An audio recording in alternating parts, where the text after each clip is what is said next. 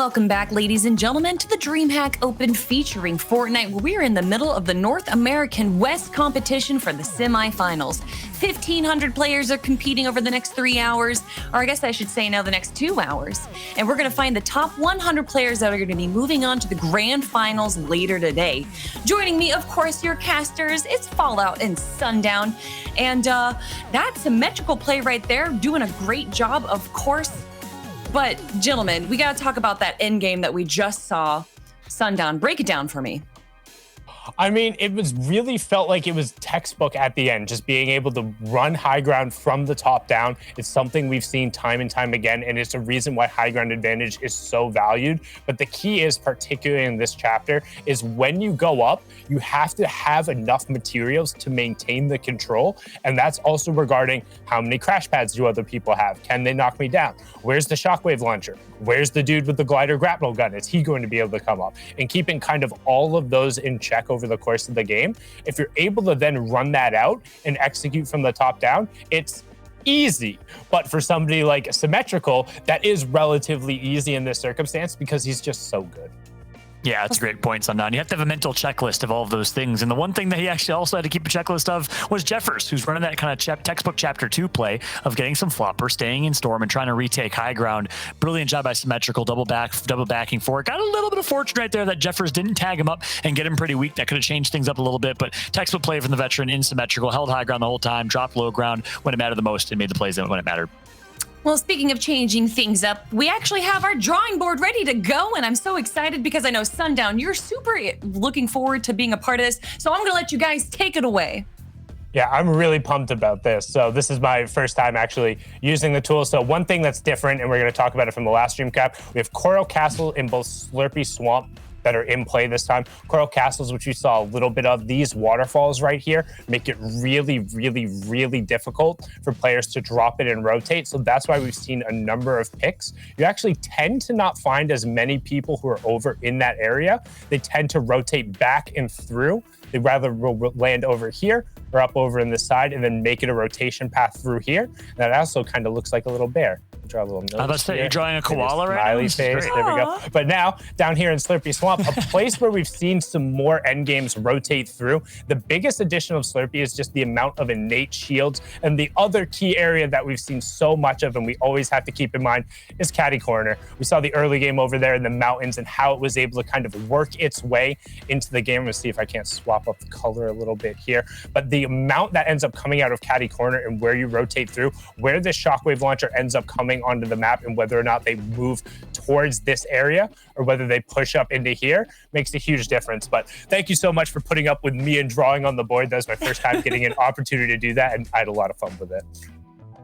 Yeah, Fallout, unfortunately, you don't get to add anything for the drawing board, but you're going to be able to talk a little bit about the scoreboard. So we're going to pull up the top 20 that we have right now. Obviously, we just started with the games. There are a few players, though, that have 7 games completed. One of those players being Epic Reet, who I think actually just got kicked off of the top 20 leaderboard there. He has 7 games played. I didn't even know that was physically possible at this point in time, but we're going to have to see how those last 3 games play out for him later on, and if he's actually going to make it to the top 100 players in the grand finals. But of course, it's Epic Whale up in the top there, and I'm not even going to read the next 19 players for you guys because you want to get into the game. So, Sundown, Fallout, I'm going to let you take it away. Thank you so much, Kelly. Great insights into our top standings as it currently stands. And Epic probably heard me call Arkham the GOAT earlier. He's like, hey, I'm the GOAT of NA West. Don't get it twisted, as he currently has 170 points in first place, doing a great job. Epic Whale doing Epic Whale things. And of course, very similarly here, if you qualify, you automatically get $200. So that's great. Top 100 is what matters. Doesn't make a difference if you get first or if you get 100th place, but the top 100 threshold is something we're going to keep a very, very close eye on. Right now, TSM Kanata wins with 115 points at 100th place. So 115 is the threshold. Rucko at 96, Thresh with in 95th, as we've seen a few of these players in lobbies recently. Yep. Canada on the top right, 50 cal Blizzy in the bottom right hand corner. You can see kind of the rest of the drop spot on the map. Seems to be a solid number of people.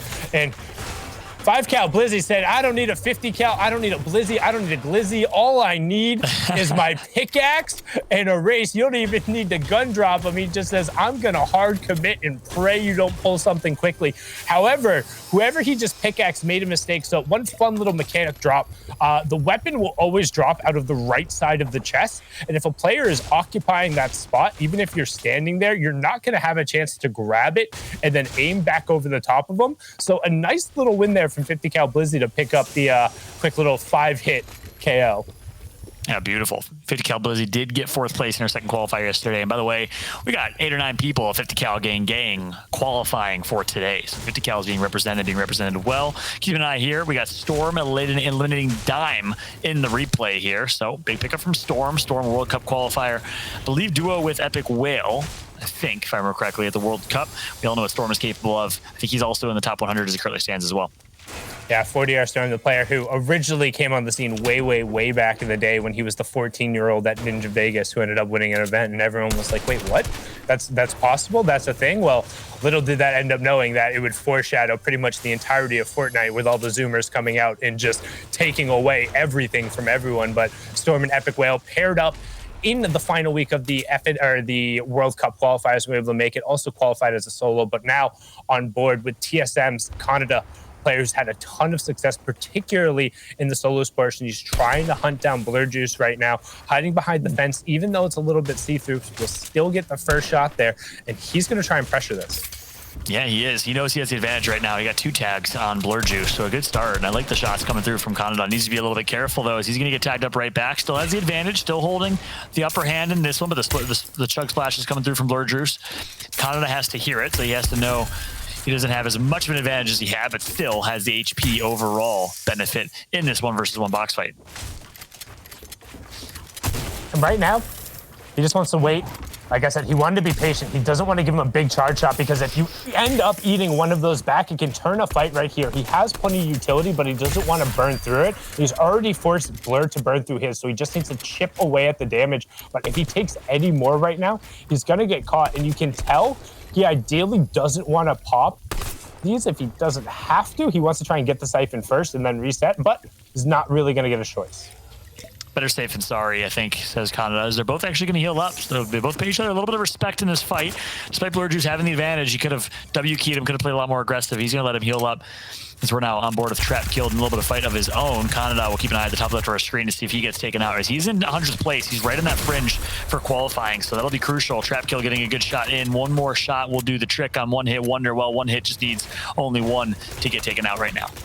Can One Hit Wonder be a One Hit Wonder and find the one hit he needs? Nope, instead going to get taken down. Trap Kill, who had a really solid performance yesterday, was consistently pretty much in the top 5, top 10 the entire time during his heat. Dropped out a little bit towards the end, but overall, looking really solid in the aggression towards the outer edge of this map right now, over all the way on the west side. And meanwhile, we do have a replay on screen. Vanished Kaz eliminating Liquid Stretch. That's a big pickup over in Authority, I believe, is where they were. So nice limb on Stretch. We do see a lot of our kind of top players dropping in Authority with confidence. We know Mongrel, Benji dropped there in some of the qualifiers for EU in semifinals and heats 1 and 2. And now we see Stretch dropping there as well. We saw Arkham in game number 1. Speaking of Arkham, I didn't see him in the top 100. I'll have to do another check, but if it would be insane for Arkham, our reigning champion, to not qualify, as he is not in the top 100. Yeah, top 100 out of 1,500 players is actually really difficult. We're going to start towards we get the back half of the queues now. We're about just an hour and a half, a little over in terms of game time left. We'll keep an eye on what that top 100 threshold is. As Toph right now trying to hunt down his opponents, but Ruthless is doing a really good job of keeping space in between him. However, slightly lower builds, finds a big shot coming out from Toph, but Ruthless will trade it back, both of them right around 100 effective HP, maybe about a shield difference between the two. Ruthless is going to start burning through his utility. Toph has the minis as well. So Ruthless will have a little bit of an HP advantage here if he can get off the big shield, but might look to try and find the siphon instead.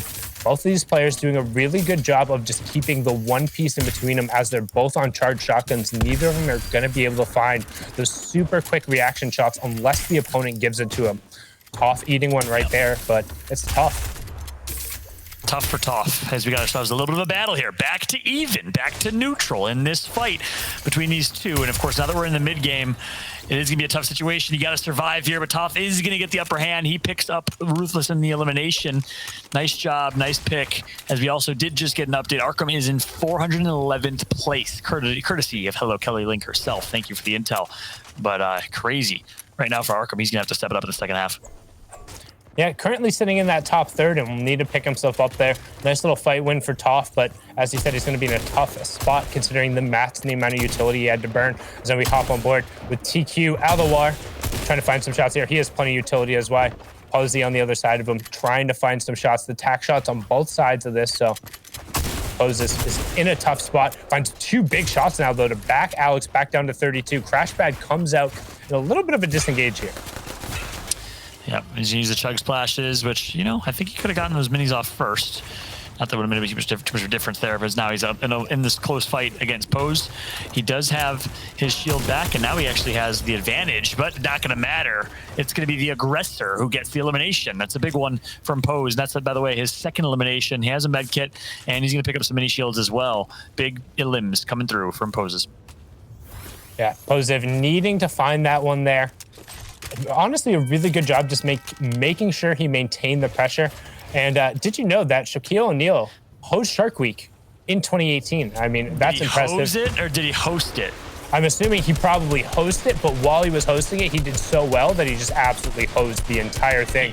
As we see Bailout Gucci just hosing right now. The CMMXR just letting the bullets sing right now. And honestly, very impressed by the versatility he's showing in terms of the approach. Just making sure he gets the shots, keeping the charge shotgun towards the pressure, and then the crash pad right away to maintain. However, he's going to need to resolve this. He doesn't want to necessarily burn too much utility trying to get this, and boom. That was the key crash pad, making sure he was on the building grid line to phase himself in, and he finds it tons of excess shield, plenty of mats right now, so he just needs to pick and choose what he wants to use, and then take the rest with him.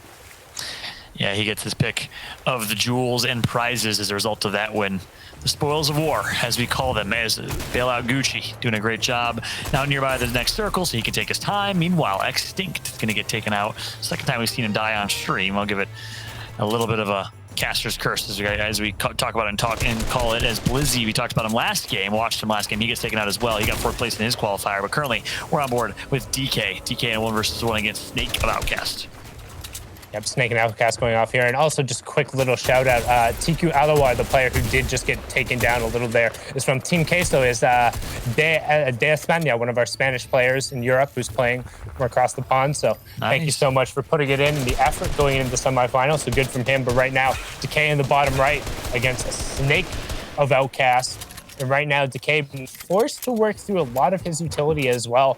And I feel like we're seeing a common theme in a lot of these early to like early-ish mid fights where players are using really valuable mid-game or like really valuable end-game utility to just kind of survive some circumstances that they put themselves into. So I think a little bit of a lack of discipline coming from these guys right now. As Decay gets some good shots here onto Snake and is going to end up wrapping that one up on the side. So it's a nice little refresher and will come out the benefactor of that. But I don't think either of those players played that fight well.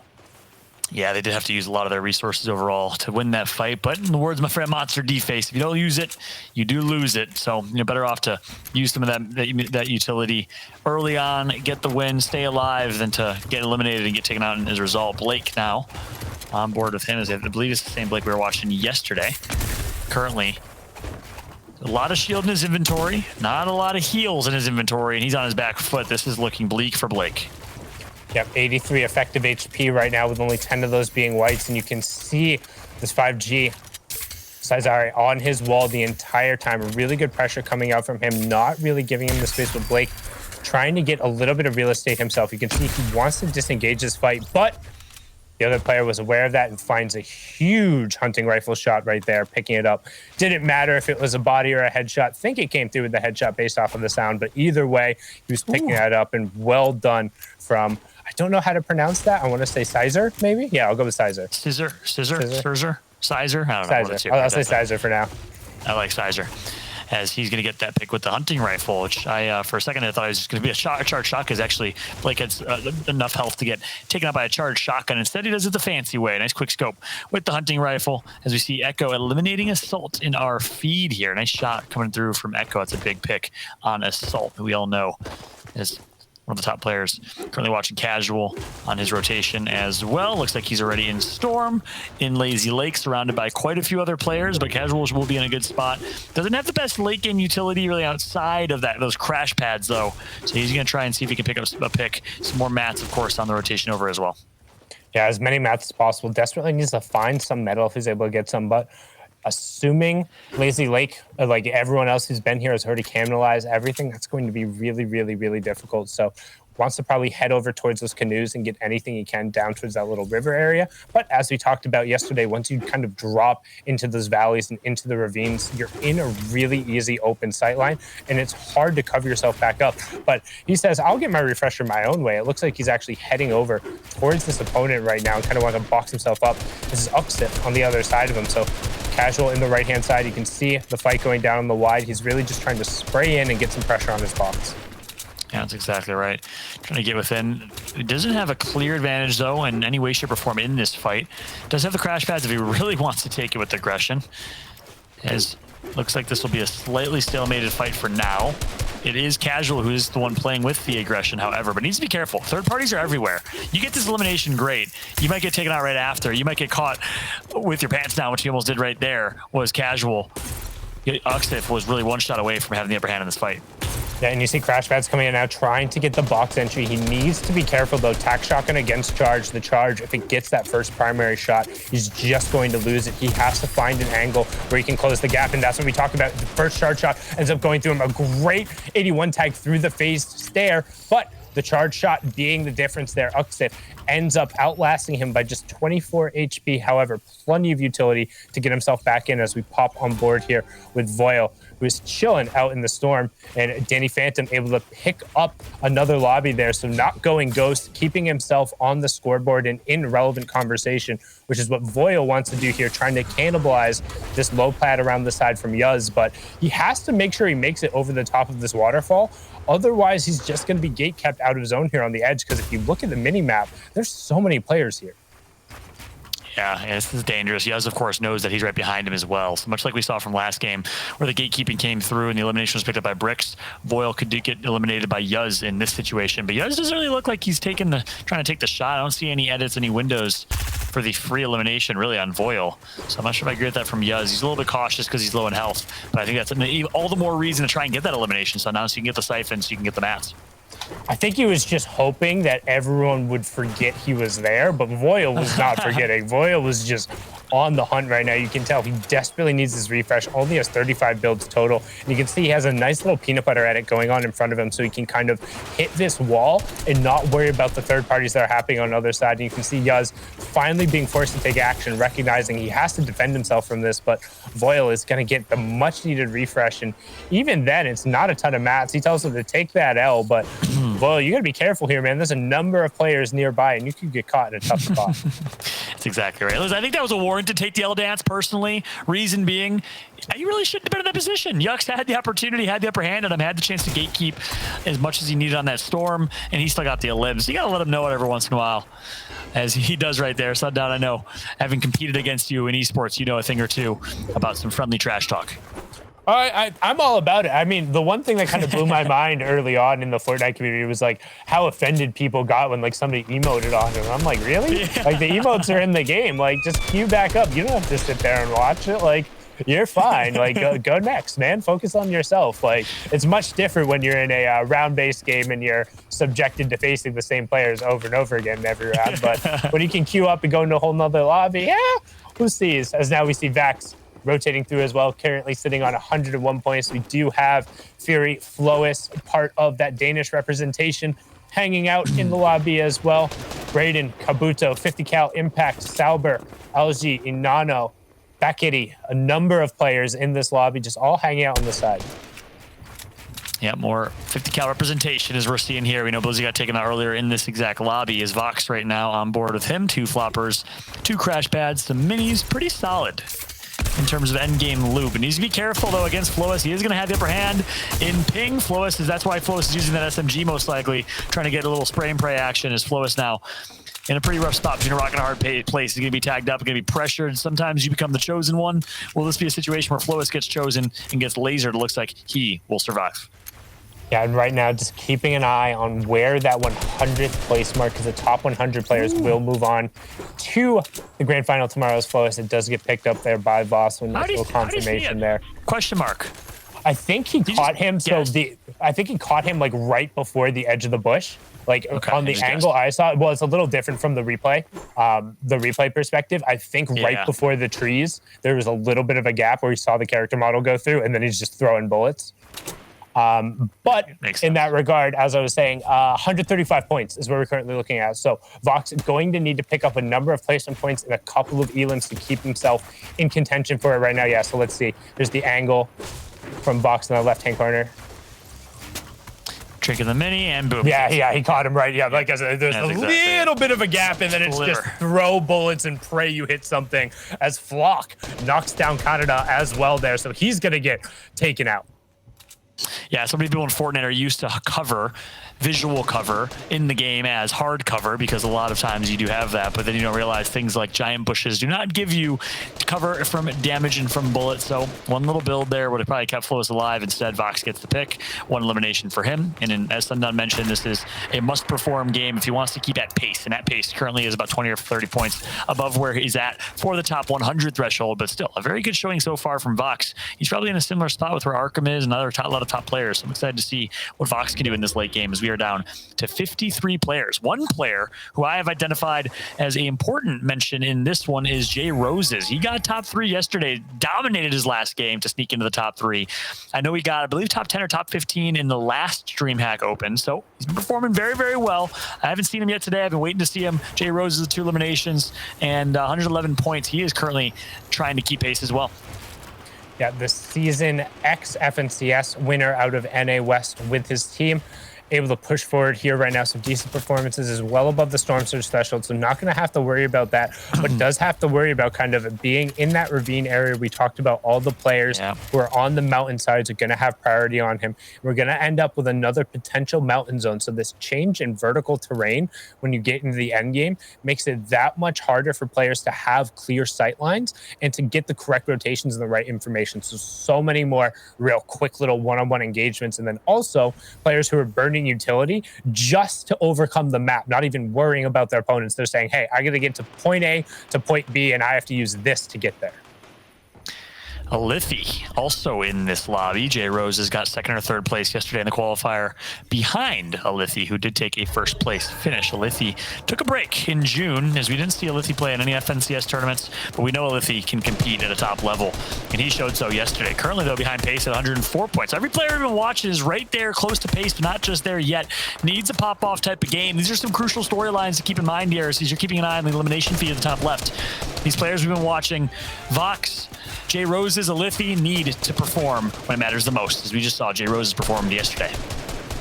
Yeah, and Alithi now trying to find some shots there. You see Backety just above him on the side. He's trying to find an angle to potentially pick up some eliminations. We talked about being just off of the pace right now, but with the number of placement points that are available in this match, a good game here and pushing yourself into the top 10 will keep it close as Jay Roches finds some shots on the positive, got some white tags, knew he got the shield break. That's the 2nd set of white tags there. He does have the 4 floppers, so he's deciding to stay in the storm, to eat the siphon, knowing he has the potential pool of white HP via the fish, hits the launch pad, and gets a great angle into the zone. Let's see what Jay Roses can do. Pop-off game opportunity here with, again, as Sundun said, placement points will start to pop off. If he can make it to the top 10, he'll be in a great spot here. He'll be well above pace. We all know what Jay Roses is capable of. We'll keep a close eye on him. Bang Bang TV gonna get taken up at Crimson, as we now are on board with Slick. Would love to keep an eye on Jay Roses here. Alithi, another player that we have, we want to keep an eye on. We'll of course keep watching him through our feed. And 50 cal impact, again, 50 cal is represented incredibly well throughout this entire tournament. Very good representation overall as well. You can see now, Slick, tons of choke splashes and the crash pads could be indicative of a late high ground push play. Right now, we do see that 6, the start of the full moving zones. It's pulling and it's going back over towards Lazy Lake. So that means a lot of natural buildings and not as much change in terrain as Slick picks up a nice elim there. 46 players remaining, so lots of placement points to still earn. Every player who goes down will be an additional placement point. And then third, second, and first have a nice little bump because, you know, you deserve it for some top 3 going on. And right now, Jay Roses, here we are on the side as the rotation start. Look how low he is in shotgun ammo. 6 shots has to make them count. But of course, still has that AR to kind of circle back on. 4 floppers to his name and 6 crash pads. So a very good late game loadout for Jay Roses, and he's going to start to jump right on the box of an opponent here. Let's see if he decides to take this fight. Jay Roses and Acorn in picture as it looks like they are also nearby. Acorn right above Jay Roses as he currently stands. There you go. That's going to be a big elimination for Jay. Also helps with the siphon, and he kind of wants that loot. He's actually going to play for aggression to look like with that loot. So now Jay's going to enter himself into a fight. And of course, I think that was towards Storm. No, that was away from Storm. So he sacrificed a lot there to get that loot. Yeah, now Acorn, another player we talk about utilizing that pistol. We saw him pick up an elimination right along Jay Roses. They're going to set up a short pad. Gets the Storm Elam on the spoof as well into a box right away. Great reaction charge shot. Finds the first break, and that's Jay Roses, who he was able to find with the shot. Jay Roses has absolutely no shields here, so good pressure coming out from Acorn, using the harpoon to try and close the gap. Jay did a good job of creating space, but he has no extra shield. Jay Roses still in the top right now, looking for siphons on the side as Acorn is just going to disengage away from the side.